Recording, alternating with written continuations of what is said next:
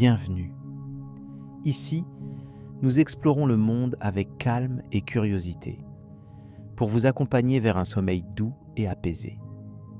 Pensez à vous abonner et à laisser un like dès maintenant, car dans quelques instants, vous serez déjà prêt à dormir. Fermez les yeux, tout commence. Les origines du Moyen-Âge européen. La transition entre l'Antiquité tardive et le début du Moyen-Âge se caractérise par des changements profonds qui posent les fondations de l'Europe médiévale. Après plusieurs siècles de prospérité, l'Empire romain d'Occident s'effondre face aux pressions internes et aux invasions extérieures. Cette période voit la disparition progressive de structures politiques centralisées au profit d'entités plus locales, souvent dirigées par des peuples désignés comme barbares. La chute en 1972 de Rome, bien que symbolique, marque surtout une transformation complexe qui a duré plusieurs décennies. Les invasions dites barbares ne sont pas seulement des événements militaires, mais aussi des mouvements migratoires qui redéfinissent les frontières et les populations d'Europe occidentale. Parmi ces peuples, les Wisigoths, les Francs, les Ostrogoths, les Vandales et les Burgondes jouent un rôle déterminant en établissant les premiers royaumes post-romains. Ces entités hybrides, mêlant tradition romaine et coutumes barbares, instaurent des systèmes politiques où la puissance locale prime souvent sur une quelconque autorité suprême. Cette recomposition du pouvoir est un élément crucial pour comprendre la genèse des structures médiévales. Le royaume des Francs, particulièrement, illustre cette dynamique. Sous la direction de leur roi Clovis, à la fin du 5e siècle, les Francs adoptent progressivement le christianisme, ce qui leur confère une légitimité nouvelle et renforce leur cohésion interne. Cette conversion est un tournant majeur, car elle relie la royauté franque à l'Église catholique qui devient un acteur central dans les affaires politiques et sociales. L'Église, tout en conservant des influences spirituelles, agit aussi comme un stabilisateur et un médiateur dans les conflits naissants des royaumes barbares. Les structures sociales durant cette période témoignent également de cette complexité. La société se recompose autour de nouvelles hiérarchies où les combattants et les propriétaires fonciers occupent une place essentielle. La terre devient la principale richesse et son contrôle détermine le pouvoir politique et économique. Les paysans, qui représentent que la majorité de la population, vivent souvent dans un rapport d'obéissance et de service envers leur seigneur, ce qui annonce le système féodal plus tardif. Cependant, il faut insister sur le fait que cette organisation est très inégale et locale, sans uniformité stricte à travers l'Europe. Sur le plan militaire, les guerres de cette époque ne ressemblent pas aux conflits classiques de l'Antiquité. Elles sont souvent des confrontations plus ponctuelles, liées aux ambitions territoriales des nouveaux royaumes, mais aussi aux rivalités internes. La notion de chevalerie n'est pas encore développée, mais la valorisation du guerrier commence à s'affirmer progressivement. Les techniques de combat évoluent en fonction des besoins de défense contre les invasions et les pillages, ainsi que pour assurer la consolidation des territoires conquis. Le système politique se voit aussi affecté par la disparition des structures impériales. En absence d'un pouvoir central fort, la souveraineté devient fragmentée. Les rois barbares doivent être composés avec les chefs locaux et les nobles, dont le soutien est indispensable pour maintenir l'ordre. Les assemblées populaires, dont certaines remontent à l'époque romaine, subsistent sous différentes formes, mais leur rôle reste limité face à l'évolution monarchique. Le concept de loi écrite, lui, est en déclin, remplacé souvent par les coutumes et les décisions prises par les chefs de guerre. Parallèlement, la diffusion du christianisme joue un rôle d'unification culturelle. L'Église organise et codifie les pratiques religieuses, offrant un socle commun à des populations diverses et souvent originaires de traditions différentes. Cette universalité religieuse contribue à créer un sentiment d'appartenance collective malgré les divisions politiques. Les monastères, fondés en grand nombre, deviennent des centres d'apprentissage et de préservation du savoir antique, assurant la transmission des connaissances dans un climat souvent instable. La communication et les échanges économiques connaissent aussi des mutations. Alors que les grandes routes commerciales de l'Antiquité déclinent, les réseaux locaux et régionaux se développent. Les marchés, souvent liés aux fêtes religieuses, concourent à maintenir une certaine activité économique, malgré un contexte global de régression urbaine. L'artisanat se localise et s'adapte aux nouvelles demandes, tandis que l'agriculture reste la base essentielle de l'économie, avec des techniques et des outils qui évoluent lentement. Les croyances populaires, les mythes et les traditions orales occupent une place importante dans les sociétés de cette période. Elles participent à renforcer les identités locales et à légitimer les pouvoirs en place. Les récits héroïques ou religieux, bien qu'encadrés par la doctrine chrétienne, conservent des traces des anciens cultes et pratiques. Cette complexité culturelle témoigne d'un temps de transition où l'ancien et le nouveau cohabitent dans un équilibre fragile. Ainsi, cette époque inaugure une phase longue de transformation, caractérisée par la disparition progressive de l'Empire romain d'Occident et l'émergence de royaumes qui formeront la base de l'Europe médiévale. Les structures politiques, sociales et religieuses qui se mettent en place durant ces siècles auront une influence durable sur l'organisation du continent. Tout en étant marquée par les défis et les conflits, cette période reste fondamentale pour comprendre la complexité et la richesse de l'histoire européenne. Les évolutions qui suivent, notamment au cours des siècles suivants, prolongeront et approfondiront ces dynamiques, posant les jalons des grands thèmes politiques, sociaux et religieux qui scandent le Moyen-Âge. Le passage d'un monde unifié sous Rome à une mosaïque de pouvoirs locaux et régionaux constitue un moment essentiel pour saisir les origines des forces qui animeront ensuite les sociétés européennes. La confrontation entre héritage antique et innovation médiévale s'y révèle dans toute sa profondeur et sa subtilité, préparant ainsi le terrain pour les développements à venir. La montée des royaumes carolingiens. Au cours du IXe siècle, l'Europe occidentale connaît une transformation profonde sous l'impulsion de la dynastie carolingienne, dont l'apogée se situe durant le règne de Charlemagne. Ce souverain incarne une ambition nouvelle de l'unification territoriale et politique, cherchant à restaurer un équilibre stable après les bouleversements des époques précédentes. Cette période marque une évolution décisive vers le renforcement d'un pouvoir centralisé, avec une administration plus organisée et des frontières étendues. Le début de cette ascension remonte aux années où Pépin le Bref, père de Charlemagne, obtient le titre de roi des Francs, mettant fin à la période mérovingienne caractérisée par un affaiblissement du pouvoir royal réel. L'héritage mérovingien ayant laissé un royaume fragmenté, les Carolingiens s'emploient activement à consolider leur autorité en s'appuyant sur de solides alliances avec l'Église. Cette alliance se manifeste notamment par le soutien du pape, qui légitime le pouvoir carolingien et confère à ses rois une dimension sacrée. Par cette voie, Pépin le Bref inaugure une tradition de légitimité ecclésiastique qui culmine lors du couronnement impérial de Charlemagne en l'an 800. Cet événement ne symbolise pas seulement une reconnaissance spirituelle, mais souligne aussi une ambition renouvelée d'embraser l'héritage de l'Empire romain. Sous Charlemagne, l'expansion territoriale reprend un rythme soutenu, avec une série de campagnes militaires qui étendent la souveraineté carolingienne sur une grande partie de l'Europe occidentale. Ces conquêtes comprennent notamment la soumission des Lombards en Italie et des Saxons en Germanie, ce qui étend le royaume franc vers le sud et l'est. Cette politique d'expansion sert non seulement des intérêts stratégiques, mais aussi la diffusion du christianisme, transformant ces régions conquises à travers des processus d'intégration religieuse et culturelle. Le règne de Charlemagne est également caractérisé par une politique administrative ambitieuse, visant à structurer et à contrôler efficacement l'immense territoire sous sa domination.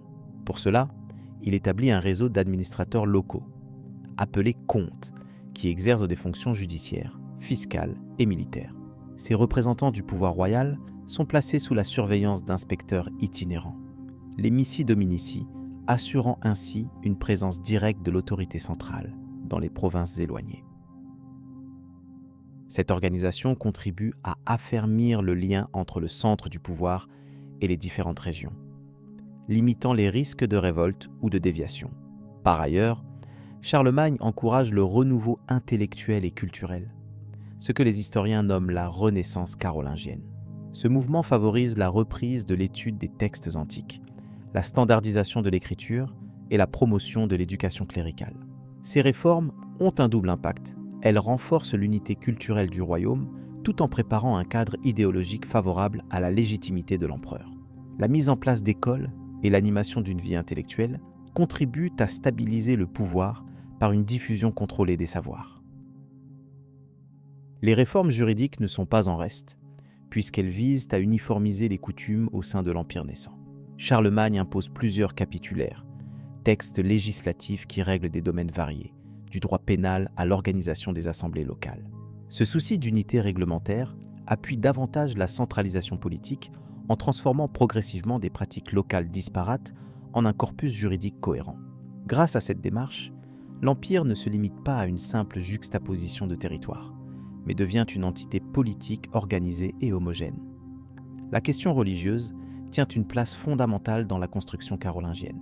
L'Église sert non seulement de support symbolique au pouvoir, mais elle joue aussi un rôle concret dans l'administration et la cohésion sociale. Les évêques et abbés sont fréquemment intégrés dans la gouvernance locale, contribuant à faire respecter les lois impériales et à instruire la population. Le caractère sacré du pouvoir impérial crée une continuité entre les intérêts temporels et spirituels, alignant le clergé avec les objectifs du gouvernement central.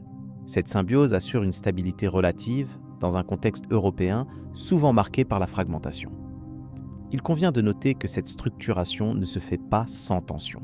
Les élites locales conservent parfois une certaine autonomie et résistent à l'imposition des comtes.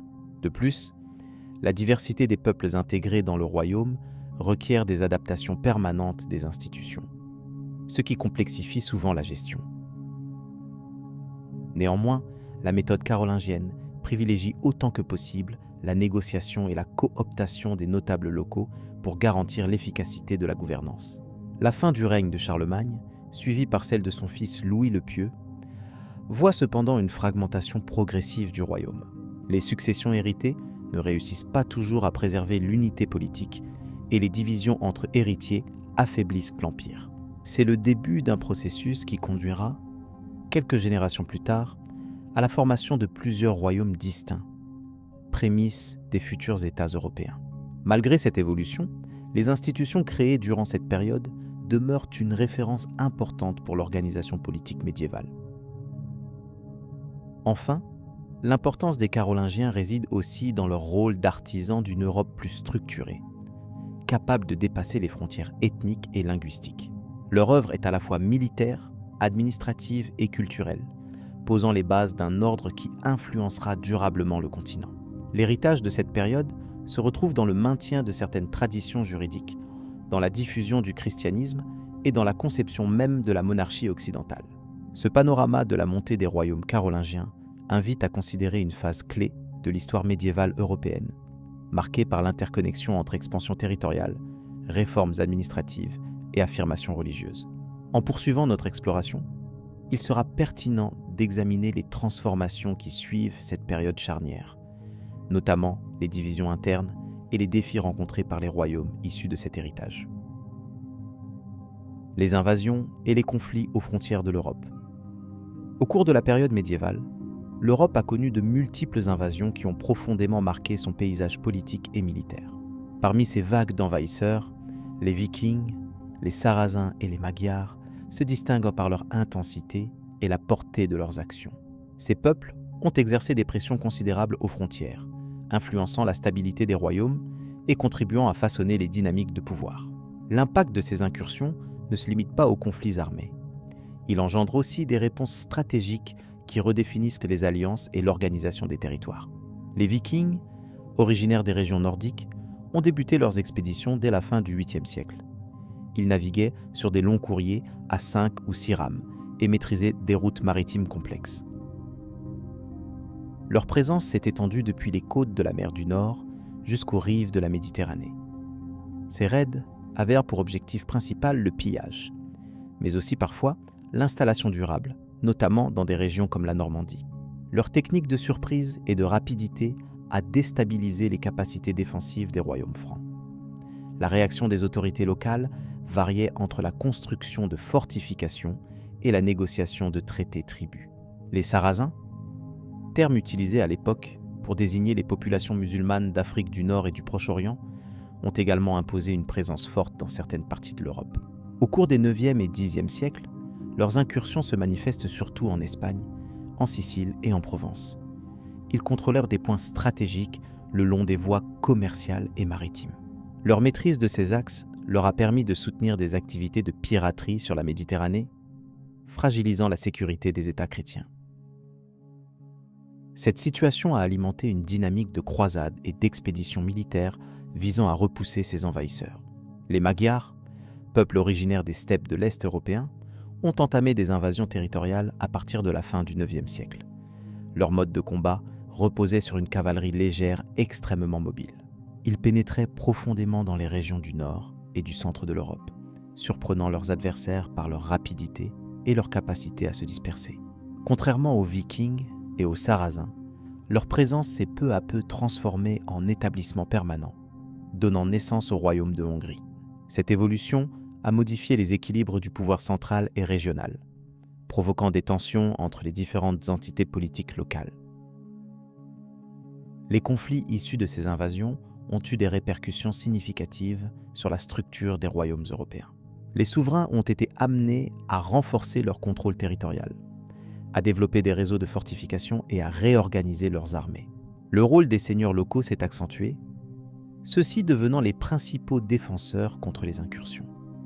Ainsi, la féodalité a trouvé en partie son essor dans ce contexte d'insécurité permanente. Ces transformations ont modifié la façon dont le pouvoir était exercé et transmis, consolidant des relations de vassalité et d'allégeance. Par ailleurs, ces invasions ont eu un effet sur la démographie et les infrastructures. Les populations civiles ont souvent été déplacées ou contraintes à vivre dans des conditions de précarité. Les centres urbains et les monastères, cibles fréquentes des raids, ont souffert de destruction matérielle et de ruptures dans les activités économiques. Toutefois, ces événements ont aussi favorisé des échanges culturels et technologiques. Par exemple, les contacts avec les mondes arabes et byzantins ont introduit en Europe des savoirs en matière d'agriculture, de métallurgie et de navigation. Les alliances entre royaumes européens se sont souvent construites en réponse aux menaces extérieures. Le regroupement des forces militaires, parfois accompagné de mariages politiques, a permis de créer des coalitions capables de repousser les envahisseurs. Ces regroupements ont jeté les bases d'un sentiment d'identité collective naissant, bien que diffus et encore largement marqué par les intérêts locaux. La diplomatie, aussi prudente que complexe, a joué un rôle majeur pour équilibrer les ambitions territoriales des différentes puissances. L'analyse des causes profondes de ces invasions révèle des facteurs multiples. D'une part, la pression démographique dans les régions d'origine des envahisseurs a incité à la recherche de nouvelles terres. D'autre part, les faiblesses structurelles des États européens, souvent fragmentés ou engagés dans des conflits internes, ont facilité les incursions. Enfin, l'évolution des techniques militaires, comme l'usage de l'arbalète ou l'amélioration des fortifications, a façonné les stratégies de défense. Ces éléments sont à considérer pour comprendre les enjeux auxquels les dirigeants médiévaux étaient confrontés. La période médiévale, souvent perçue comme une époque d'instabilité, révèle ainsi une complexité politique et sociale importante. Les invasions et les conflits aux frontières ont contribué à définir l'organisation territoriale et les modes de gouvernance. Ces temps de turbulence ont aussi été des moments de transformation où se sont dessinés les contours des futures nations européennes. L'héritage de ces événements reste essentiel pour appréhender le développement historique du continent. En résumé, les incursions des Vikings, des Sarrasins et des Magyars ont constitué des défis majeurs pour l'Europe médiévale. Leur impact s'est manifesté à travers des changements militaires, politiques et sociaux durables. Face à ces pressions, les sociétés européennes ont déployé des stratégies variées qui ont modelé les structures de pouvoir et les relations entre les territoires. Ces dynamiques complexes méritent une attention particulière pour saisir la continuité des évolutions à travers les siècles. Ce récit d'événements interconnectés invite à poursuivre l'étude des conséquences à long terme de ces invasions sur la formation des États européens, particulièrement en ce qui concerne l'affirmation des royaumes face aux menaces externes. Cette réflexion ouvre la voie à une lecture approfondie des transformations politiques et culturelles qui ont suivi, préparant ainsi le terrain pour d'autres épisodes historiques essentiels. La féodalité et ses ramifications politiques. La naissance et l'évolution du système féodal en Europe médiévale présentent un panorama complexe d'organisation sociale et politique. Après la chute de l'Empire romain d'Occident, aux alentours du Ve siècle, les structures centralisées se désagrégèrent progressivement, laissant place à une multitude de royaumes et de seigneuries autonomes. Ce contexte marqué par l'instabilité favorisa l'essor d'une nouvelle forme d'organisation fondée sur la terre, les rapports de dépendance et la protection militaire, souvent regroupés sous le terme de féodalité. Le cœur de ce système repose sur la relation entre le seigneur et son vassal. Le seigneur, propriétaire d'étendues territoriales, accordait à son vassal un fief, c'est-à-dire une terre ou un droit, en contrepartie d'un service notamment militaire.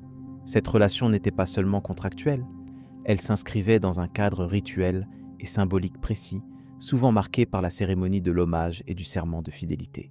Ce lien personnel entre les individus structura profondément la société médiévale et engendra un réseau complexe d'alliances et de loyauté.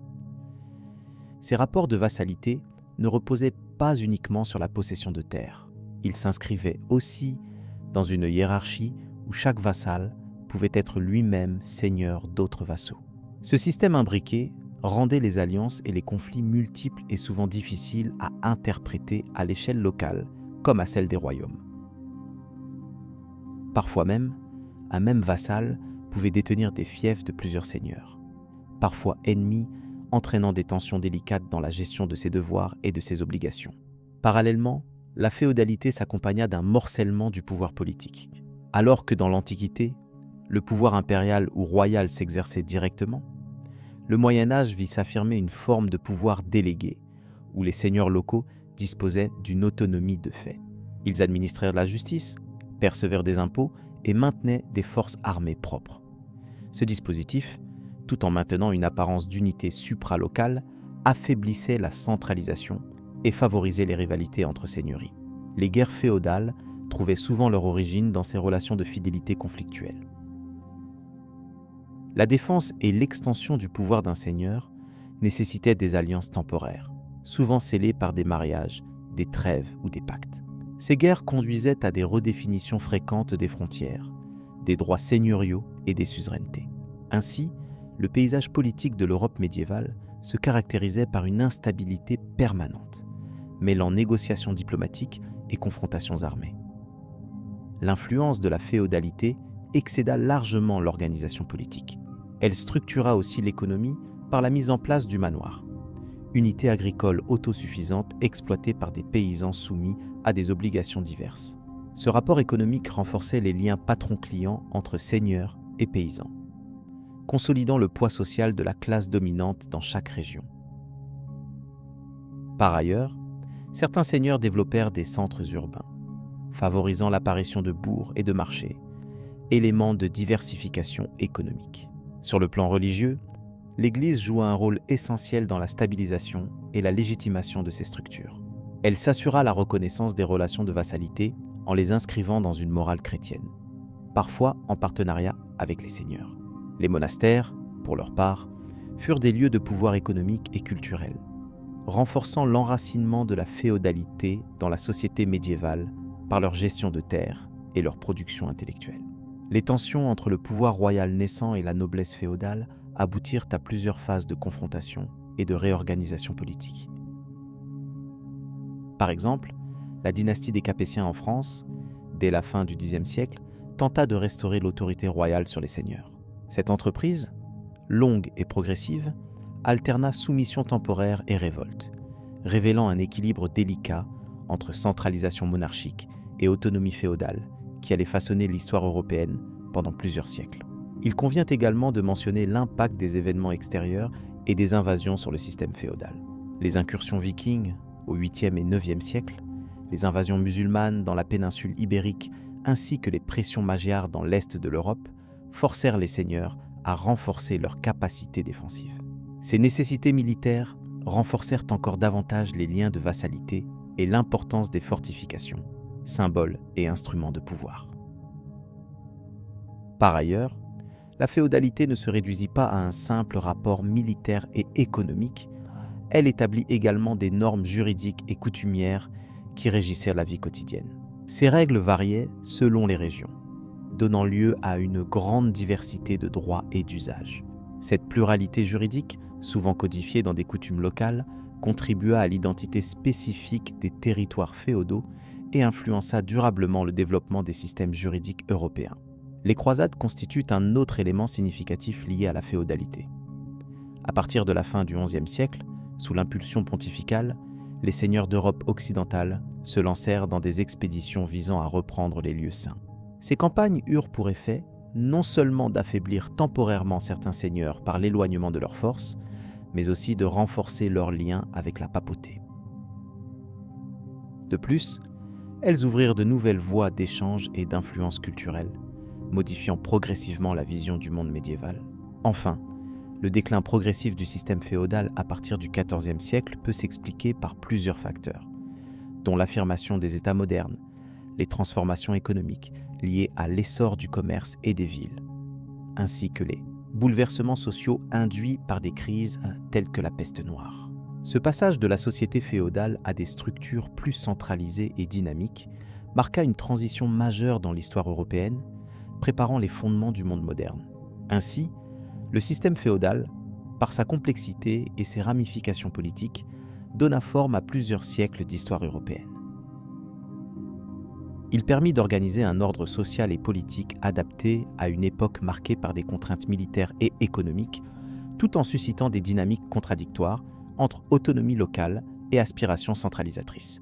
Cette réalité, particulièrement riche, invite à une compréhension nuancée des évolutions médiévales, avant d'aborder les transformations ultérieures qui marquèrent la fin du Moyen Âge. Les croisades et leur portée géopolitique. Les croisades constituent un épisode central dans l'histoire politique et militaire de l'Europe médiévale. Initiées à la fin du XIe siècle, elles se présentent comme une série d'expéditions militaires organisées principalement par les autorités chrétiennes d'Occident, dans le but de reprendre le contrôle des lieux saints en Terre sainte, notamment Jérusalem. Ces entreprises s'inscrivent dans un contexte où les tensions entre l'Occident latin et l'Orient musulman prennent une dimension nouvelle, mêlant motifs religieux, stratégiques et politiques. L'appel à la première croisade, lancé par le pape Urbain II en l'an 1488, mobilise rapidement une forte participation, résonnant avec un désir partagé de libération et d'expansion. Ce mouvement, bien que animé par une foi fervente, répond également à des enjeux géopolitiques complexes. La péninsule ibérique, le sud de la France, ainsi que d'autres régions de l'Europe, voient à leur dynamique interne influencée par ces campagnes. Les croisades ne se limitent pas au théâtre oriental. Elles englobent des opérations en Méditerranée et dans les territoires limitrophes. Ce phénomène révèle un équilibre délicat entre la volonté d'unification chrétienne et le maintien des pouvoirs locaux, souvent en concurrence. Par ailleurs, la structure féodale de l'époque permet à différents seigneurs de se joindre à la cause, tandis que certaines monarchies affirment leur autorité par le soutien à ces initiatives. Le déroulement des croisades s'étale sur plusieurs décennies, avec plusieurs campagnes majeures prenant place entre le XIe et le XIIIe siècle. La première croisade, qui se conclut par la prise de Jérusalem en 1101, marque un moment déterminant. Pourtant, cette conquête n'est que le prélude à une succession d'autres expéditions visant à consolider les États latins installés en Orient. Ceux-ci, bien que fragiles, instaurent une présence occidentale durable dans la région. La rivalité persistante avec les entités musulmanes, notamment les États ayyoubides, entraîne un cycle continuel d'affrontements et de négociations. L'impact des croisades sur les relations entre Occident et Orient dépasse le simple cadre militaire. Elles ouvrent des voies commerciales nouvelles, favorisent les échanges culturels, mais intensifient également les tensions religieuses. Les populations locales, qu'elles soient chrétiennes, musulmanes ou juives, subissent des transformations profondes. Ces événements contribuent aussi à la diffusion du savoir, notamment par la transmission de textes et de connaissances venues du monde islamique. À long terme, les croisades participent à la montée en puissance de certaines villes italiennes comme Venise et Gênes, qui tirent parti des routes commerciales ouvertes. Politiquement, les croisades renforcent l'autorité papale en affirmant son rôle de guide suprême de la chrétienté. Le pape s'impose comme un acteur central, capable de mobiliser des armées et d'exercer une influence sur les souverains laïcs. Cependant, cette centralisation rencontre parfois des résistances, alors que la fragmentation féodale continue à caractériser les structures de pouvoir en Europe. L'événement, quoique mobilisateur, ne parvient pas pleinement à unifier tous les domaines chrétiens. Les rivalités entre royaumes, ainsi que les conflits internes, perdurent, complexifiant l'évolution politique. L'héritage des croisades se manifeste également dans la mémoire collective et les récits historiques. Des mythes et des représentations diverses naissent autour de cette période, oscillant entre idéalisme religieux et réalité militaire souvent brutale. Ces représentations influencent la construction identitaire européenne, en inscrivant une forme de vocation envers l'expansion et la défense de la chrétienté. Les chroniques de l'époque, ainsi que les témoignages de pèlerins et de combattants, offrent une source précieuse pour comprendre la complexité de ces entreprises. Sur le plan militaire, l'organisation et les stratégies employées lors des croisades reflètent les évolutions de l'art de la guerre médiévale. L'usage des fortifications, l'adaptation aux terrains variés, ou encore les alliances avec des forces locales témoignent d'une certaine sophistication. Par ailleurs, la participation des ordres militaires tels que les Templiers et les Hospitaliers illustre un lien étroit entre la religion et la guerre, où la protection des pèlerins et le maintien des territoires conquis prennent une dimension institutionnalisée. Ces ordres influencent durablement la géopolitique de la région. Les conséquences économiques des croisades sont notables. Elles stimulent la croissance de certaines villes et favorisent l'ouverture de commerce entre l'Europe occidentale et le bassin méditerranéen. Les importations de produits comme les épices, les textiles et d'autres marchandises exotiques alimentent une demande croissante en Occident. Ce mouvement commercial contribue à la transformation des structures économiques médiévales, participant au lent passage vers des formes plus urbaines et marchandes de l'économie. La circulation des monnaies et l'apparition de nouvelles pratiques financières accompagnent ces évolutions. Les conflits générés par les croisades déplacent les équilibres de pouvoir dans plusieurs régions. En Orient, la domination des croisés est contestée par des figures emblématiques telles que Saladin, qui réunit autour de lui différents royaumes musulmans. La capture de Jérusalem par Saladin en l'an 1187 constitue un tournant marquant, soulignant la nature fluctuante des conquêtes. Cette période est marquée par une alternance d'occupation et de reconquête, caractéristique des luttes pour le contrôle des territoires stratégiques en Méditerranée orientale. Sur le plan interne européen, les croisades renforcent certaines dynasties, mais révèlent aussi leur fragilité. L'enrôlement de chevaliers issus de différentes régions favorise une circulation des idées et des innovations. Toutefois, les campagnes militaires prolongées engendrent des tensions économiques et sociales. Les départs massifs de combattants vers l'Orient laissent parfois des espaces de pouvoir à restructurer au retour. De plus, les échecs ou les revers ponctuels des croisades nourrissent des débats sur leur légitimité et leur efficacité, donnant lieu à des réflexions politiques et religieuses variées. Les croisades s'inscrivent également dans une dynamique plus large de relations culturelles et intellectuelles entre Occident et Orient. La coexistence, parfois conflictuelle, suscite la curiosité et l'échange de connaissances. Des traductions d'œuvres scientifiques, philosophiques et médicales issues du monde arabe enrichissent les universités et les cercles intellectuels européens. Cette circulation de savoir contribue à modifier le paysage culturel de l'Occident, tout en posant les bases d'une pensée plus ouverte, même si les tensions religieuses perdurent. Ainsi, le Moyen-Âge tardif voit poindre des mutations profondes. Il convient aussi de souligner les conséquences démographiques des croisades. Les déplacements massifs, les combats, ainsi que les épidémies accompagnant souvent les campagnes, affectent les populations tant en Europe qu'en Méditerranée orientale. Ces phénomènes influent sur l'organisation sociale et les relations entre les communautés.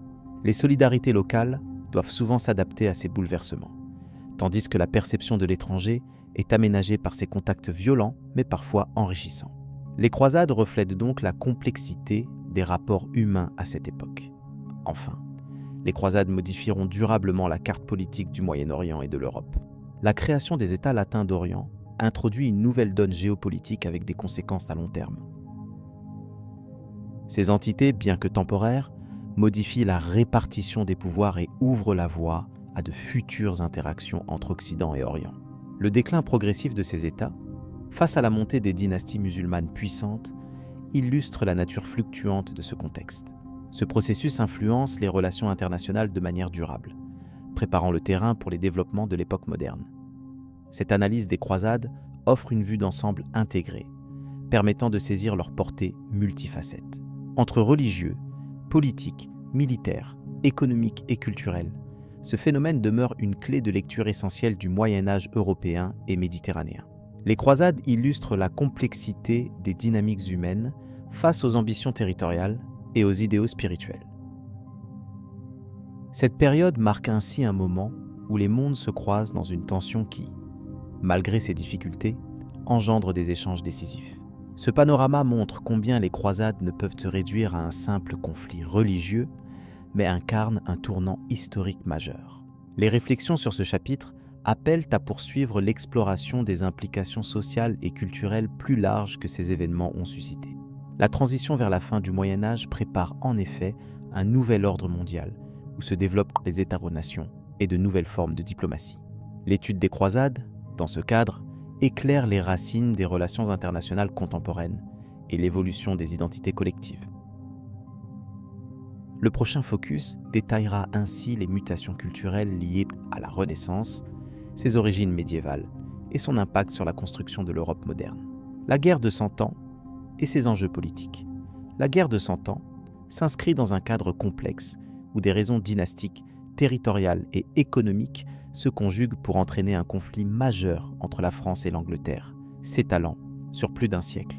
Cette période, débutant au milieu du XIVe siècle, est caractérisée par une succession d'hostilités intermittentes alternant avec des périodes de paix fragiles. Les origines du conflit résidant principalement dans la contestation de la légitimité souveraine, ainsi que dans la possession de vastes territoires, notamment dans le duché de Guyenne, également appelé Aquitaine, qui constituait une source de richesse et de pouvoir pour les rois anglais.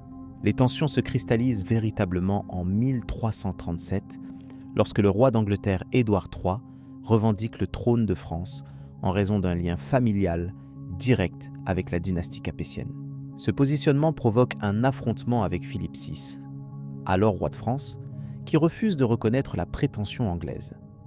Cette rivalité monarchique s'accompagne d'un délicat jeu d'alliances.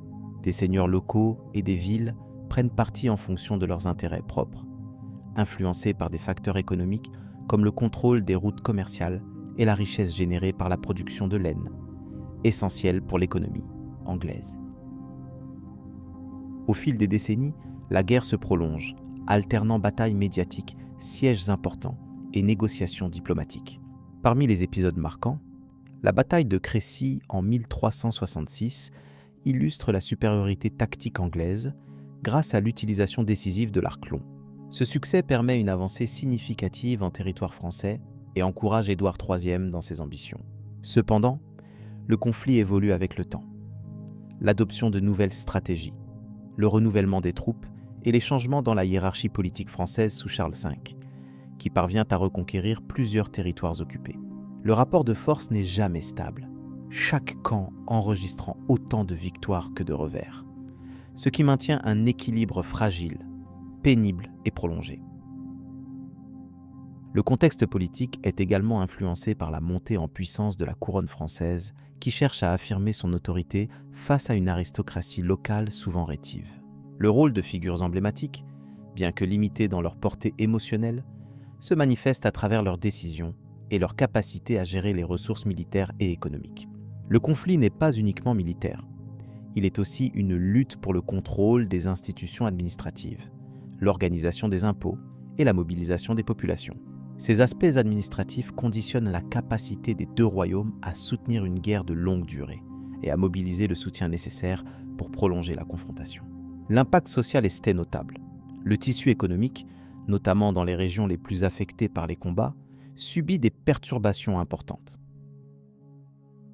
Les villes et les campagnes doivent s'adapter aux incursions, aux pillages et aux fluctuations du commerce.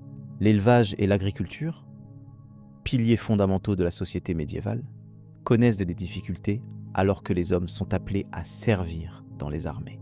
Ce contexte incite à la réorganisation des structures sociales et à la montée en puissance de nouvelles formes de pouvoir, parfois plus centralisées.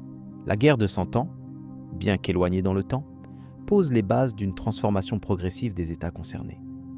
Les répercussions culturelles rejoignent également cette vaste transformation. Les représentations de la guerre, les récits produits par les chroniqueurs et les légendes, notamment celle de Jeanne d'Arc, contribuent à forger une mémoire collective qui dépasse la simple histoire militaire. Ces récits influencent la perception de la nation et alimentent une construction identitaire fondée sur la résistance et la souveraineté. L'action de Jeanne d'Arc, dans la deuxième moitié du XVe siècle, apporte un souffle nouveau au conflit en mobilisant autour d'elle aussi bien la population que les forces militaires françaises, incitant à une victoire finale qui scelle la fin effective des hostilités. Ainsi, le traité de Castillon en 1453 marque la conclusion de la guerre. La France récupère ses territoires perdus et affirme sa domination sur l'ensemble du royaume, tandis que l'Angleterre conserve uniquement le port de Calais, symbole de la finalité de cette longue rivalité. Ce dénouement politique ouvre la voie à de nouveaux équilibres en Europe occidentale, où les États renforcent leurs institutions et posent les fondations des futurs conflits et alliances. La guerre de 100 ans, loin d'être une simple guerre de territoire, a profondément transformé les rapports de force, le fonctionnement des policies et les mentalités collectives à travers le continent. Cette période permet de comprendre l'évolution progressive des monarchies européennes vers des États plus centralisés et organisés, capables de gérer des guerres longues et coûteuses. Elle illustre aussi la complexité des relations internationales dans une époque où la légitimité, les liens familiaux et les intérêts économiques s'entremêlent d'une manière inextricable. Le récit que compose cette séquence d'événements pose les bases pour saisir l'histoire européenne ultérieure, marquée par des défis toujours renouvelés autour du pouvoir, de l'identité et des territoires. En envisageant cet ensemble sans passion ni jugement, il est possible d'apprécier la dimension historique et politique qui a façonné la carte et les dynamiques du Moyen-Âge tardif. Alors que cette longue histoire trouve sa conclusion, les transformations amorcées ouvrent naturellement vers une exploration des nouvelles formes de pouvoir apparues après ce conflit, notamment celles liées à la Renaissance et aux réformes politiques du siècle suivant. Cette transition invite à poursuivre l'analyse vers ces mutations essentielles qui, tout en héritant du passé, préparent les sociétés européennes à des bouleversements majeurs. Voilà qui conduit ainsi à la prochaine étape de notre étude, l'évolution des armées et des stratégies militaires. Au début de cette période, l'armement et les combats sont étroitement liés à la classe des chevaliers, dont le rôle dépasse souvent le simple champ de bataille. Ces nobles guerriers incarnent un idéal martial et social, participant à la défense des territoires tout en affirmant un mode de vie spécifique. Leur équipement, comprenant la cotte de maille et l'épée lourde, ainsi que leur tactique de choc à la lance, prédomine dans les affrontements. Néanmoins, cette suprématie connaît des limites quand les armées opposées employaient des formations plus flexibles et des projectiles capables d'atteindre les chevaliers à distance. L'introduction et la diffusion de l'arc long, notamment utilisé par les forces anglaises au cours des grandes guerres de la fin du Moyen-Âge, changent significativement la donne. Cette arme permettait aux archers de percer les armures lourdes et de perturber les charges de cavalerie. Les batailles clés, telles que celles d'Azincourt ou de Crécy, démontrent l'efficacité décisive de cette technologie combinée à une tactique appropriée, où la mobilité et la préparation prenaient le dessus sur la noblesse traditionnelle. Le résultat fut une recomposition des rapports de force sur le champ de bataille et dans la société. Parallèlement à cela, le développement de l'artillerie, bien que lent au début, marque une mutation importante dans la conduite des sièges et des combats. L'usage des bombes et des canons, bien que primitif dans la première moitié du Moyen-Âge, gagne en puissance et en portée au fil des siècles. Ce progrès technique n'est pas seulement militaire, il reflète aussi les capacités croissantes des États à mobiliser ressources et savoir-faire techniques. L'artillerie contribue à la fin des grandes fortifications médiévales et inaugure l'ère des guerres où la puissance de feu devient primordiale. La manière dont les armées s'organisent évolue également en réponse à ces transformations. La montée en importance des soldats à pied, qu'ils soient mercenaires ou milices urbaines, constitue un changement notable. Ceux-ci, souvent équipés de piques, de hallebardes ou de lances, complètent et parfois supplantent les chevaliers dans les rangs, ce qui souligne une montée en puissance des classes non nobles dans les affaires militaires. Cette diversification des combattants modifie les stratégies et les dynamiques internes aux armées, rendant les batailles plus complexes. L'adaptation des stratégies repose aussi sur une meilleure coordination des forces, rendant possible le déploiement simultané d'infanterie, de cavalerie et d'arquebusiers. Ce système combiné vise à exploiter les forces et couvrir les faiblesses de chaque composante. La connaissance du terrain, l'utilisation de la fortification temporaire et l'organisation logistique deviennent des dimensions cruciales, souvent négligées dans les récits plus classiques des guerres médiévales. Cette complexification des armées reflète un souci de maîtrise croissante dans un contexte politique marqué par l'affirmation progressive des États-nations. Les guerres médiévales, loin de n'être que des affrontements de forces brutes, impliquaient donc une réflexion stratégique constante, intégrant aussi bien des considérations diplomatiques que logistiques. Le rôle des alliances, des traités et des jeux d'influence contribuait à un contexte où la guerre était une composante parmi d'autres des rivalités politiques. Cette réalité se manifeste par des campagnes prolongées, où l'économie, la géographie et la capacité à maintenir un effort prolongé faisaient souvent la différence. En somme, l'évolution des armées au Moyen Âge est un processus à la fois technique et social, où les transformations des équipements, des tactiques et des structures militaires accompagnent l'émergence des États modernes. La figure du chevalier est progressivement relativisée dans un monde où la guerre devient de plus en plus mécanisée et organisée. Ce faisant, ces changements préparent les transformations profondes des conflits qui suivront à l'époque moderne. Ce parcours à travers l'histoire militaire médiévale montre que les guerres ne peuvent être comprises uniquement à travers la description des batailles ou des héros. Elles doivent être envisagées dans leur contexte global, englobant les mutations technologiques, politiques et culturelles, contribuant ainsi à la formation de l'Europe contemporaine. La suite de cette réflexion portera sur l'impact de ces changements sur la société civile et les rapports de pouvoir à l'intérieur des royaumes. Les conséquences sociales et politiques des grandes guerres. Les guerres qui ont bouleversé l'Europe médiévale ne furent pas de simples affrontements militaires, mais des événements dont les répercussions ont profondément influencé les structures sociales et politiques. Loin de se limiter au champ de bataille, ces conflits marquaient des tournants majeurs dans la manière dont les sociétés médiévales s'organisaient, redéfinissant les relations de pouvoir à plusieurs niveaux. Il convient de comprendre que les guerres étaient autant des catalyseurs de changement qu'elles étaient le reflet de tensions déjà présentes. Ainsi, la guerre de 100 ans, qui dura plus de 100 années intermittentes, fut bien plus qu'un conflit dynastique entre les maisons de Plantagenet et de Valois. Elle engendra une évolution notable des systèmes féodaux en France et en Angleterre.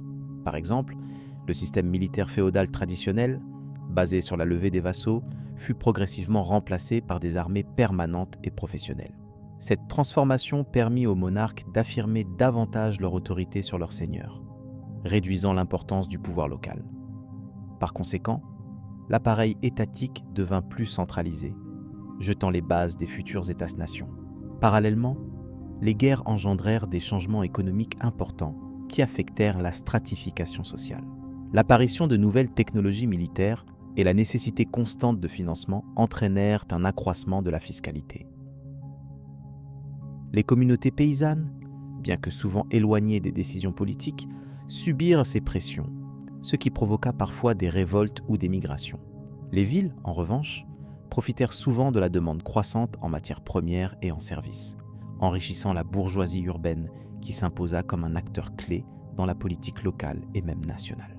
Les croisades, autre exemple majeur, influencèrent aussi profondément l'ordre social et politique de cette époque.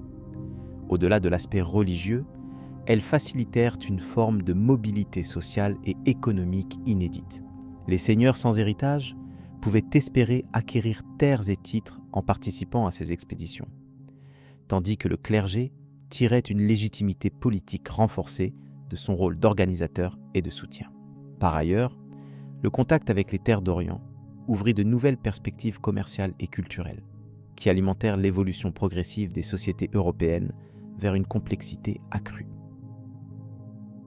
Ces conflits mirent aussi en lumière la fragilité des alliances traditionnelles.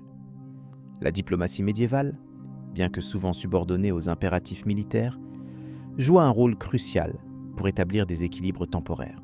Les mariages entre maisons royales et les traités de paix participaient à recomposer un espace politique qui restait mouvant. Toutefois, ces alliances, parfois fragiles, reflétaient les intérêts fluctuants des élites, ce qui rendait les tensions latentes permanentes. La guerre, dans ce contexte, apparaît comme un moyen dépassant la simple confrontation physique, un outil de négociation par la force. En outre, la guerre modifia le paysage politique en affaiblissant certaines institutions tout en renforçant d'autres. Par exemple, la papauté, en tant qu'entité religieuse suprême dans l'Europe médiévale, vit son prestige fluctuer au gré des succès ou des échecs militaires des États chrétiens. Des conflits internes, comme le grand schisme occidental, furent accentués par des interventions politiques liées aux guerres, ce qui fragilisa temporairement son autorité morale. En parallèle, des gouvernements régionaux ou seigneuriaux s'émancipèrent parfois, profitant du vide de pouvoir créé par ces tensions. La transformation sociale liée aux guerres ne se limita pas aux classes dirigeantes. Elle toucha aussi la condition des populations ordinaires. Ces dernières, souvent impliquées dans des conflits indirects via les services requis ou les déplacements forcés, éprouvèrent un durcissement des conditions de vie. Néanmoins, les guerres favorisèrent également une diffusion progressive de certaines idées et pratiques, par exemple dans le domaine de la fortification ou du droit coutumier. Ces échanges contribuaient doucement à une homogénéisation relative des sociétés européennes médiévales, tout en préservant leur particularisme. Le rôle des mercenaires apparaît à ce titre comme un élément clé des transformations. Les armées composées de soldats professionnels, souvent étrangers aux régions qu'ils défendaient, modifièrent la dynamique des conflits. Ils introduisirent des notions plus modernes de loyauté contractuelle et de discipline militaire. Leur présence fut à la fois une source d'instabilité locale, car difficilement contrôlable, et un facteur d'évolution stratégique. Ils participèrent aussi à l'émergence progressive d'une économie de guerre, articulée autour du recrutement, de l'équipement et du paiement des troupes. Dans le même ordre d'idées, la guerre favorisa le développement d'une bureaucratie plus sophistiquée. La gestion des ressources, la collecte des impôts et la logistique militaire nécessitaient des administrations efficaces. Cette évolution s'inscrivait dans une tendance plus générale vers un État plus mesuré, capable non seulement de préparer la guerre, mais aussi d'assurer la paix et la justice. Ce processus fut essentiel pour la construction politique de l'Europe tardive, car il posa les fondations des pouvoirs monarchiques centralisés et des institutions étatiques modernes. Par ailleurs, les conflits entraînèrent parfois une remise en question des valeurs guerrières traditionnelles. Si la chevalerie demeurait un idéal, les défaites répétées et les innovations techniques, comme l'usage accru de l'arc long ou de la poudre à canon, relativisèrent son importance.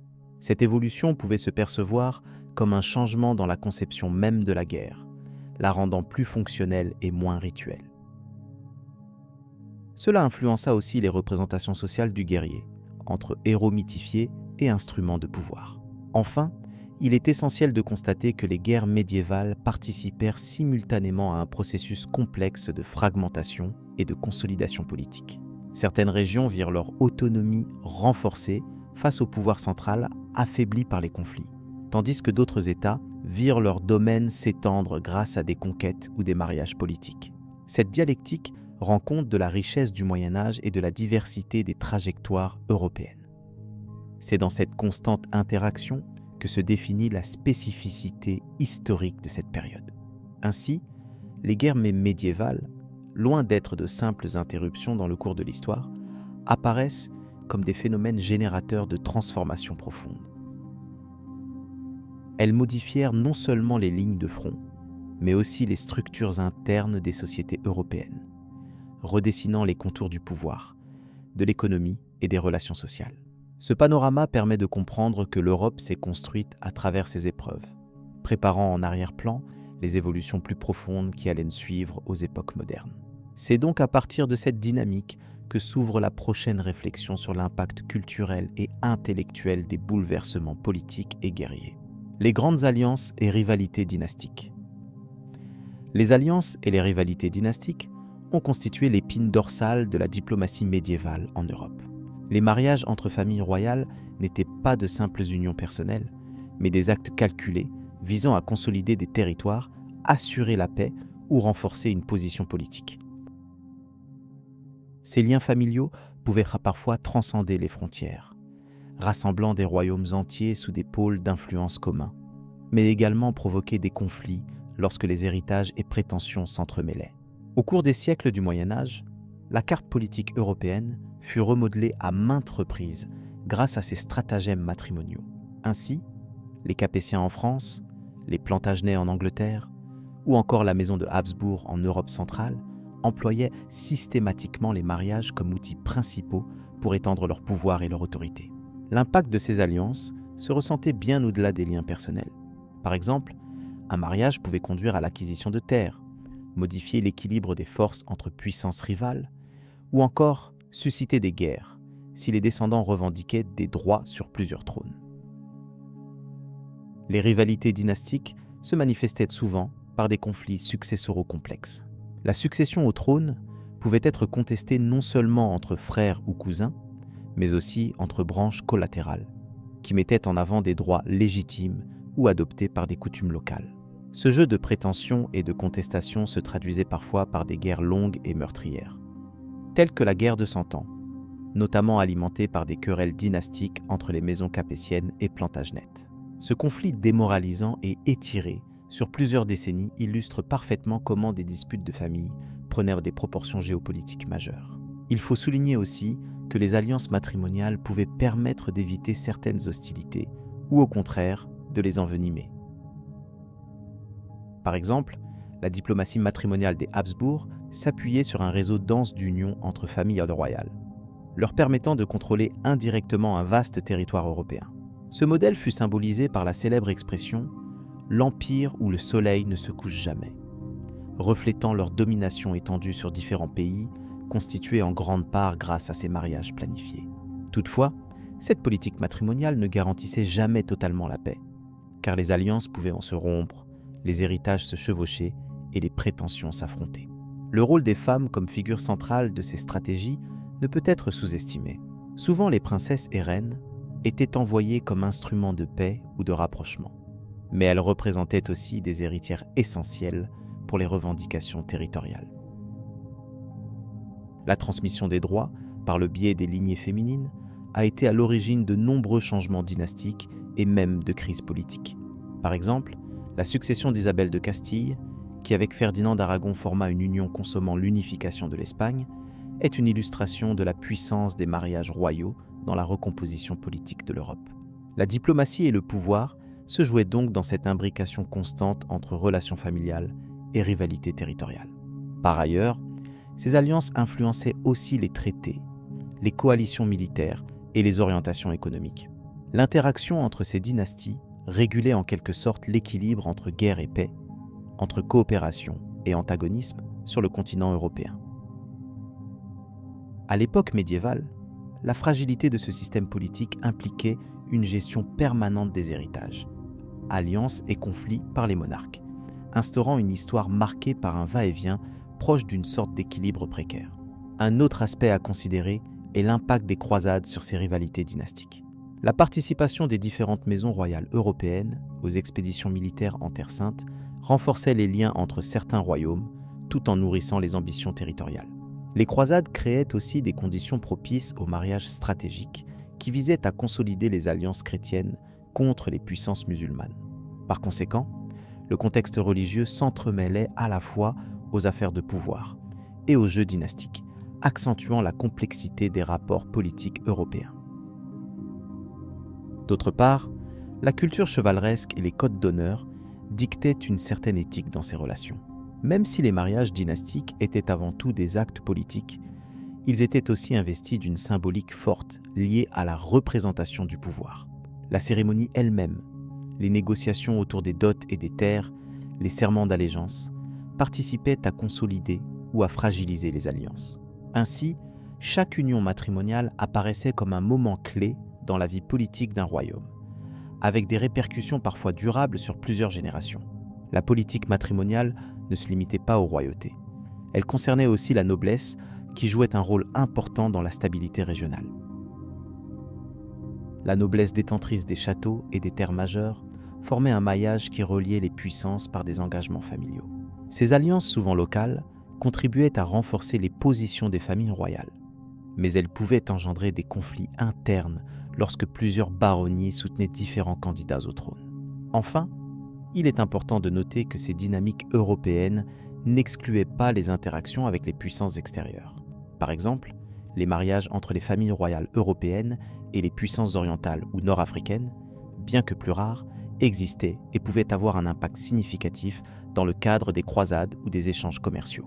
Cette dimension internationale participait à une diplomatie complexe, où les intérêts familiaux se mêlaient aux enjeux stratégiques globaux. Ainsi, les grandes familles royales du Moyen Âge ont façonné l'histoire politique de l'Europe à travers des alliances et rivalités familiales. Ces choix matrimoniaux étaient essentiels pour définir les frontières, les alliances militaires et l'équilibre du pouvoir sur le continent.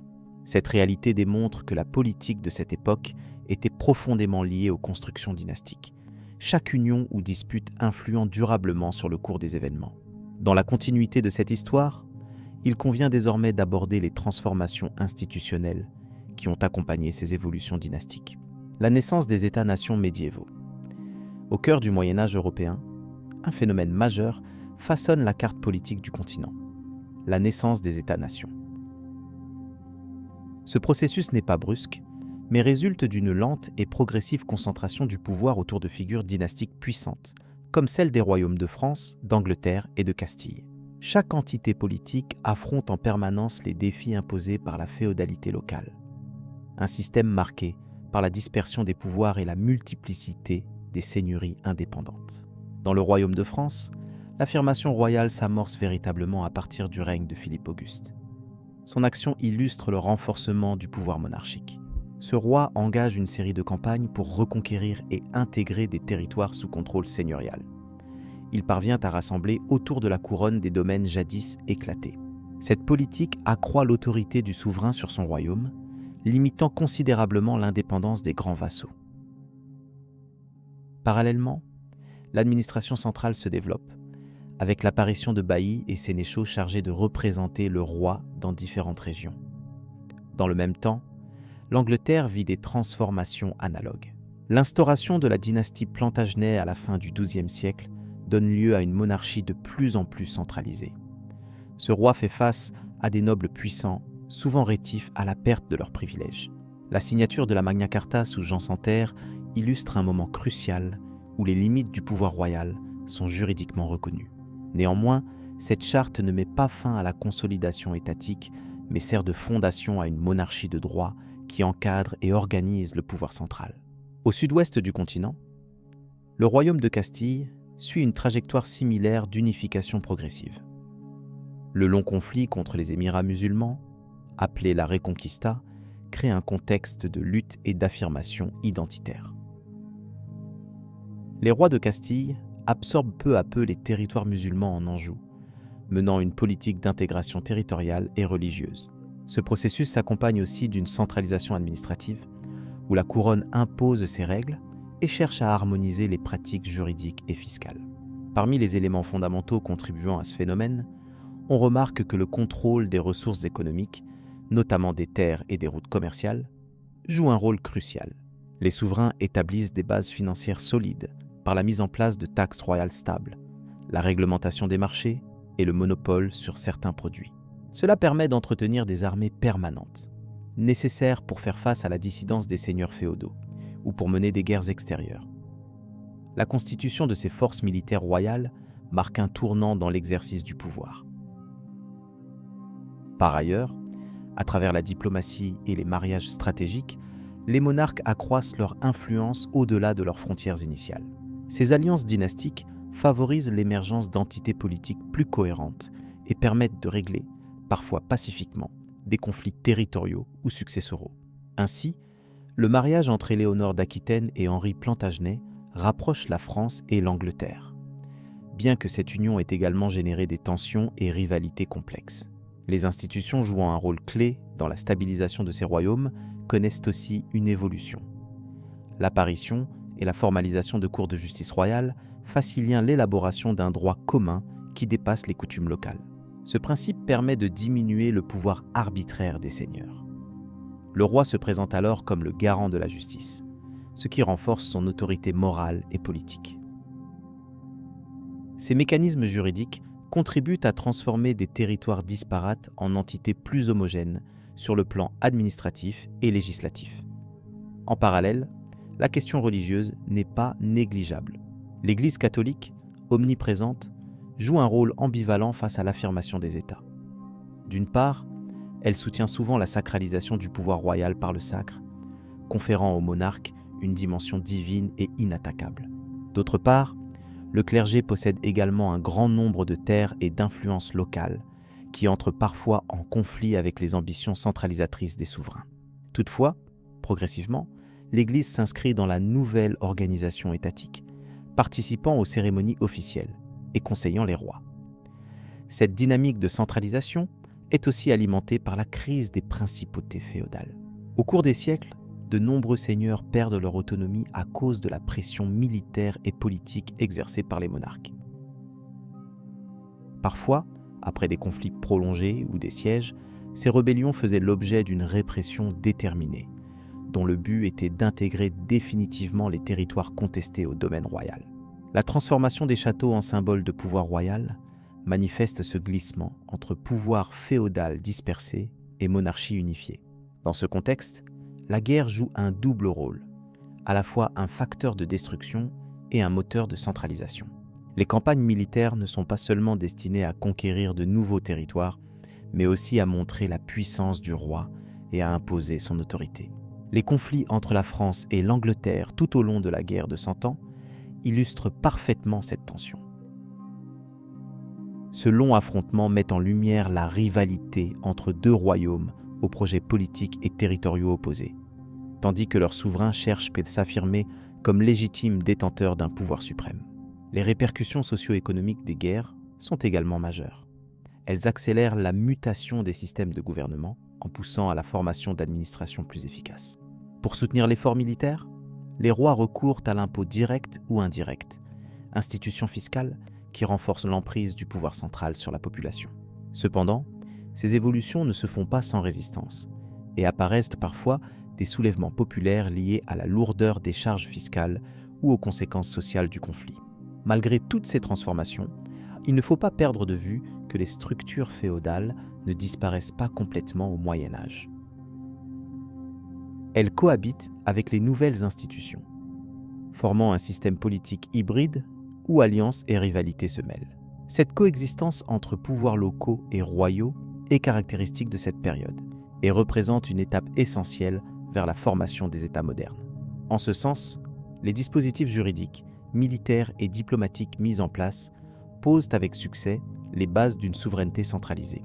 Enfin, la montée en puissance des États-nations médiévaux transforme profondément la vie quotidienne et les mentalités.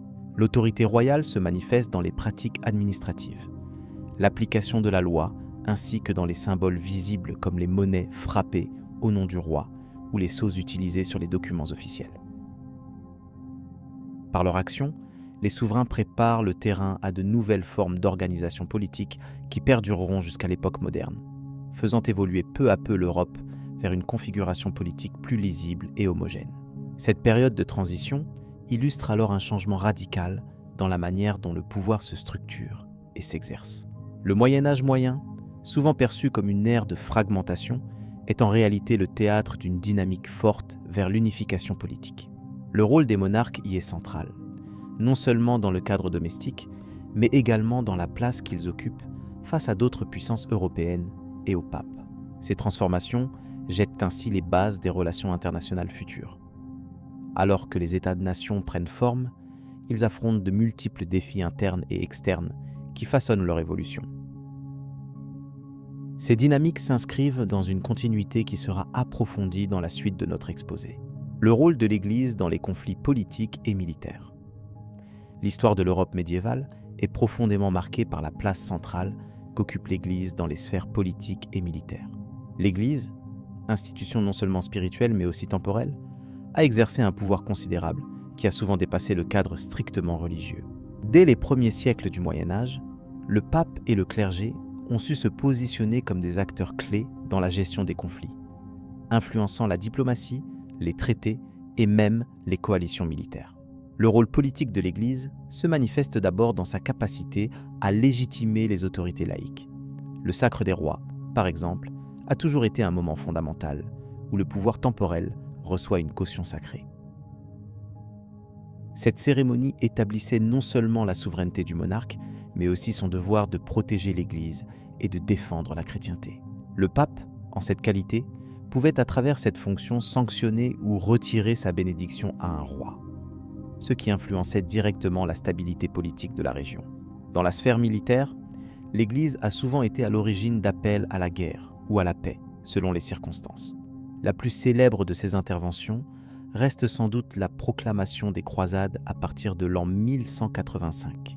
L'appel lancé par le pape Urbain II visait à mobiliser les chrétiens d'Occident contre les musulmans pour la reprise de Jérusalem et des lieux saints.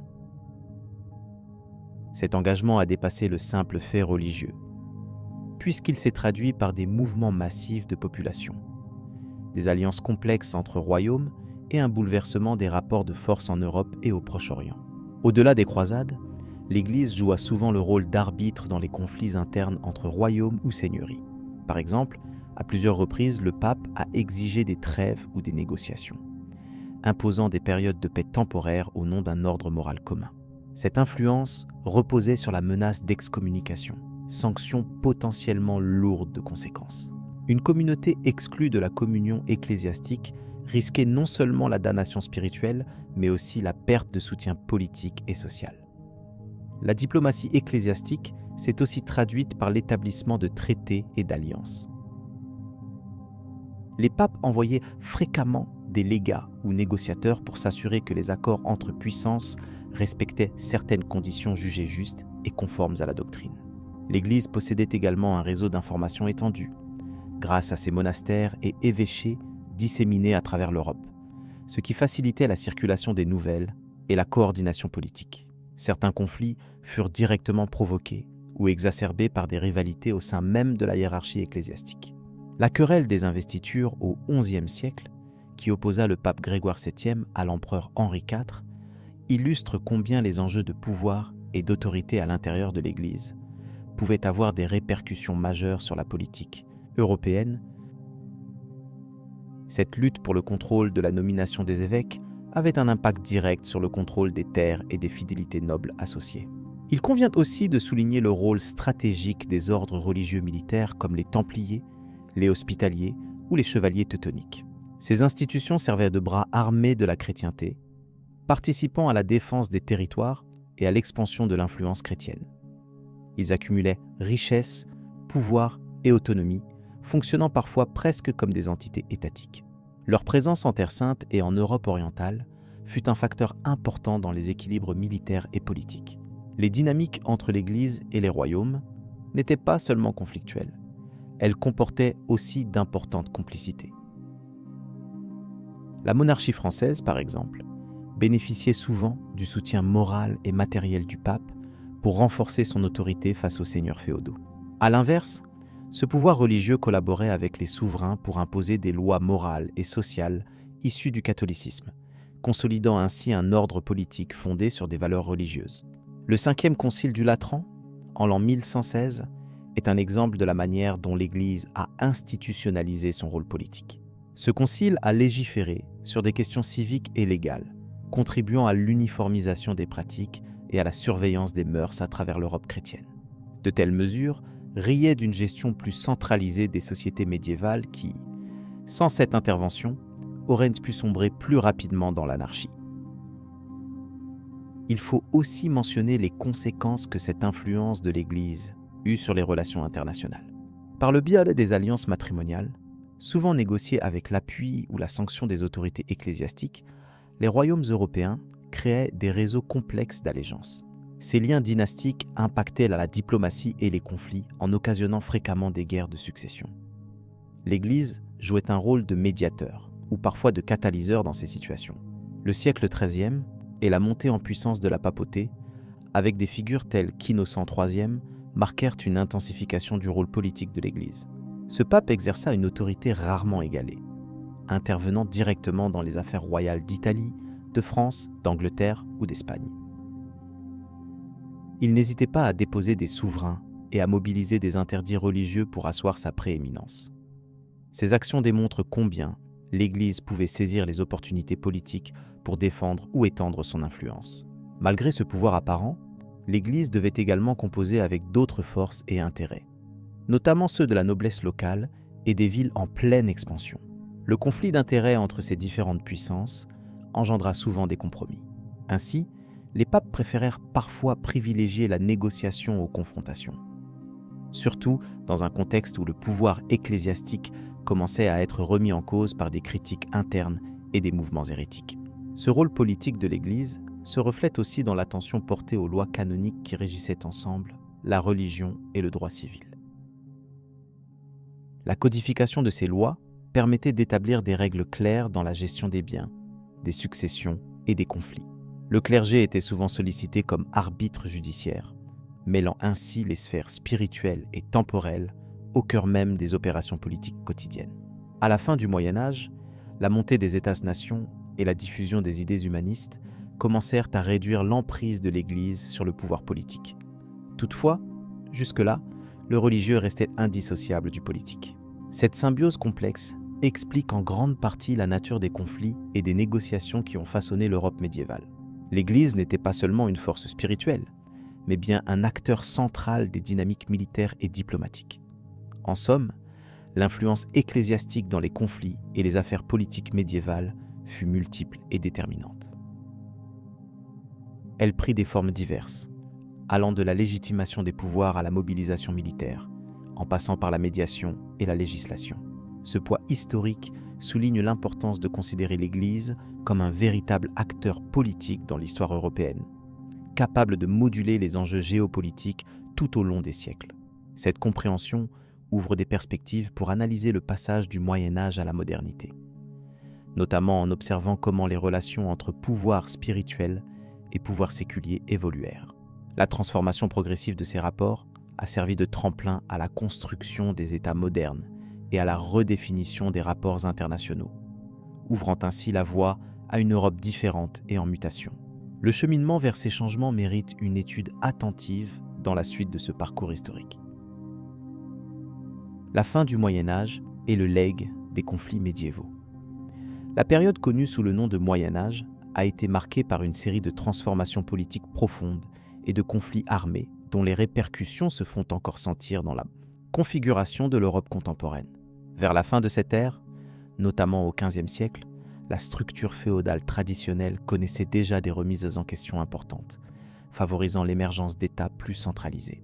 Ce processus fut en partie catalysé par les guerres qui ensanglantèrent la région à plusieurs reprises, modifiant les alliances et les équilibres régionaux. L'un des épisodes les plus significatifs de la fin du Moyen Âge fut la guerre dite de 100 ans entre les royaumes de France et d'Angleterre.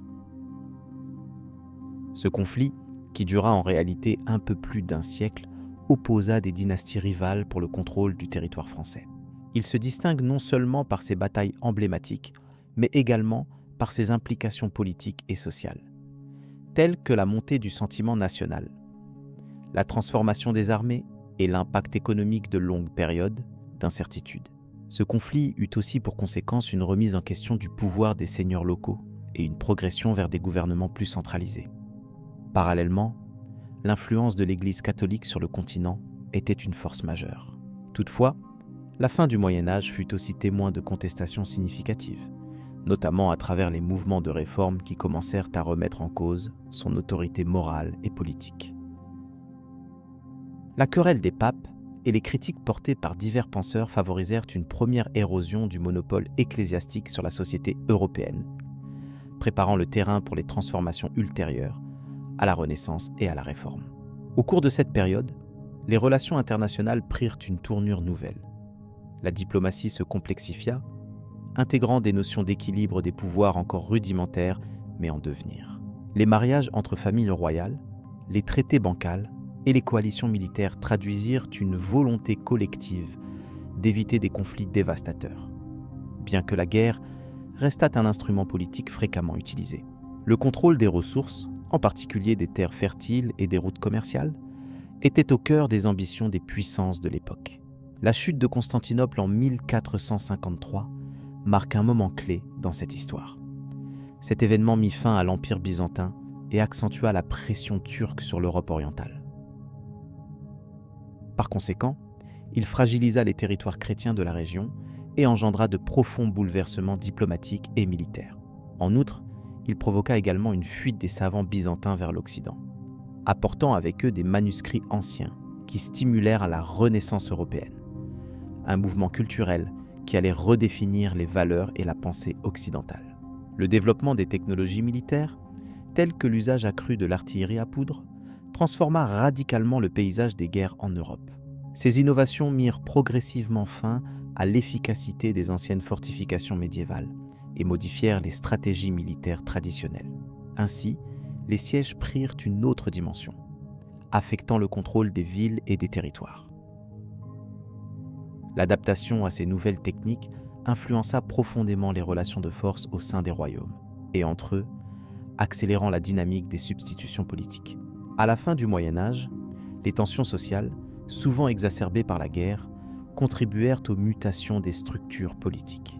Les paysans, lourdement taxés et réquisitionnés, s'élevèrent à plusieurs reprises, ce qui poussa les autorités à réévaluer leur gestion interne et à renforcer les mécanismes de contrôle. Ce phénomène annonce les prémices de l'époque moderne, où la notion d'État-nation se dessinait progressivement, subordonnant les pouvoirs féodaux à une autorité centralisée plus systématique. En parallèle des conflits armés, la vie culturelle et intellectuelle de l'Europe moyenâgeuse connaissait une effervescence notable. Les universités se développaient et les échanges entre savants s'intensifiaient malgré les difficultés de communication. La traduction de textes antiques permit une meilleure compréhension des savoirs anciens et favorisait la réflexion théologique, philosophique et scientifique. Ces progrès alimentèrent les débats entre les autorités religieuses et les penseurs laïcs, un climat propice à l'évolution des idées politiques et sociales. Les réformes administratives s'intensifièrent dans plusieurs royaumes, notamment en France et en Espagne, où les monarques cherchèrent à affirmer leur autorité face à la noblesse. Ce processus impliquait à la fois la codification des lois, le renforcement des institutions et la mise en réseau d'une bureaucratie naissante, capable d'assurer la gouvernance d'un territoire étendu avec plus d'efficacité. Cette centralisation graduelle forgea les bases des États modernes et contribua à unifier des peuples souvent divisés par des particularismes locaux. Dans ce contexte, les confrontations entre différentes cultures et religions restèrent un enjeu majeur. Les croisades, bien qu'ayant souvent plutôt marqué le contexte médiéval, continuèrent d'influencer les mentalités et les alliances de la fin du Moyen Âge. Les tensions entre chrétiens, musulmans et juifs refrappèrent à plusieurs reprises, modelant les frontières politiques et culturelles de la région. Ces rivalités furent source de violence, mais aussi de dialogue et d'échanges, laissant un héritage complexe en termes de mémoire collective. Les conséquences de ces conflits et de leur résolution structurèrent profondément la cartographie politique européenne. De nombreux territoires changèrent de main, provoquant des hésitations et des réajustements durables. Les traités de paix intégrèrent souvent des clauses déterminantes pour l'équilibre futur des puissances. La diplomatie devient un art complexe, dont les principes allaient nourrir les relations internationales pour les siècles suivants, jusqu'à nos jours. L'attention portée aux questions économiques s'accrut également. La guerre avait freiné certains échanges, mais favorisé d'autres, notamment grâce au développement des routes commerciales maritimes. Les grandes cités portuaires, souvent indépendantes, tirèrent parti des enjeux géopolitiques pour accroître leur rôle économique. Ces dynamiques participèrent à la transformation sociale et à la première étincelle du capitalisme moderne, qui accompagna l'entrée dans l'époque nouvelle. En résumé, la fin du Moyen Âge représente un moment de transition où les tensions et les guerres ont profondément remodelé le visage de l'Europe. Leur impact dépasse largement les seules considérations militaires et politiques, touchant la culture, la société et les institutions. Cette période de bouleversement fut une époque charnière, annonçant les grands changements qui allaient jalonner les siècles suivants. La compréhension de cette étape est essentielle pour saisir la complexité du continent européen tel qu'il se présente aujourd'hui. Cette analyse permet d'apprécier la richesse et la densité de l'histoire médiévale, tout en mettant en lumière les trajectoires contradictoires qui menèrent à la modernité. Les conflits, bien que source de destruction, ont aussi été des moteurs d'évolution et de renouvellement, façonnant l'Europe dans sa durée. La diversité des expériences et des recours culturels invite à une lecture nuancée, loin des simplifications habituelles. La façon dont les anciens royaumes parvinrent à se recomposer montre la capacité d'adaptation et d'innovation des sociétés humaines face à des défis majeurs. De l'équilibre précaire des pouvoirs féodaux à l'affirmation des souverainetés nationales, des constructions idéologiques à la praxis politique, le Moyen Âge final éclairent un processus historique riche, à la fois complexe et profondément humain. Ces leçons ont traversé les siècles, éclairant les débats présents. Ainsi s'achève cette synthèse sur les derniers temps du Moyen Âge et l'héritage des conflits médiévaux. Le récit des guerres, des tensions politiques et des mutations institutionnelles offre une vision claire et mesurée d'une époque cruciale. La scène est désormais ouverte pour explorer les transformations plus profondes de l'époque moderne, où les racines posées au Moyen Âge donneront pleinement leurs fruits. La continuité historique nous invite à poursuivre ce voyage à travers les siècles,